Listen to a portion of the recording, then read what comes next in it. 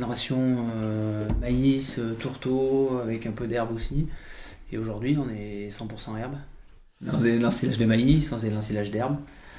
Et aujourd'hui, on fait plus du tout de maïs. Et l'herbe, on fait tout en enrubanage. C'est comme l'aliment, on est autonome.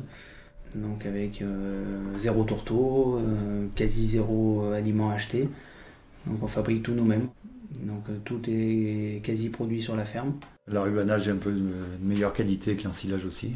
Mais c'est surtout l'organisation des chantiers. Ouais. Quand on veut faucher 10 hectares, on en fauche 10. Si c'est 20, c'est 20. Puis on fauche quand on veut. On s'organise nous-mêmes. Il n'y a pas besoin d'entreprise, de CUMA. On fait notre travail à 3 et comme ça on est tranquille, quoi. Maintenant on a un peu plus de terrain autour des bâtiments. La nuit on ne faisait pas pâturer. Donc maintenant c'est nuit et jour et le plus longtemps possible dans l'année, donc selon les conditions météo. Mais vraiment le plus possible.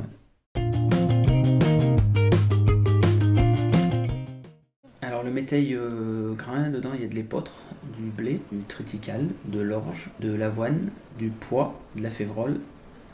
Et le métail fourrage, il y a du triticale, de l'avoine, du pois et de la vesse. On avait commencé avec 2 hectares pour essayer. On a écouté un peu parler, un peu à droite à gauche, donc on va essayer. Aujourd'hui on en a 40 hectares. L'essai était plutôt concluant. Et là, on améliore tous les ans, on essaie d'améliorer notre mélange.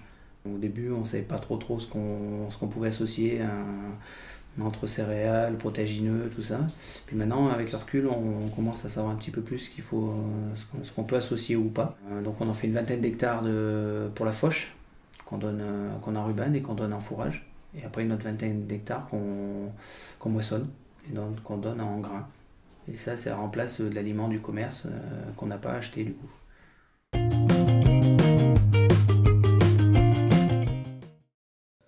On utilise encore un petit peu, mais très peu, et le moins possible. Et à terme, on espère bien arriver à 0. Là aujourd'hui, on a 2 kg par vache et par jour. Et d'ici l'année prochaine, normalement, on sera 0. Aujourd'hui, l'aliment, les 2 kg qu'on donne, il a 700 € la tonne. Donc, faut pas trop en donner, quoi.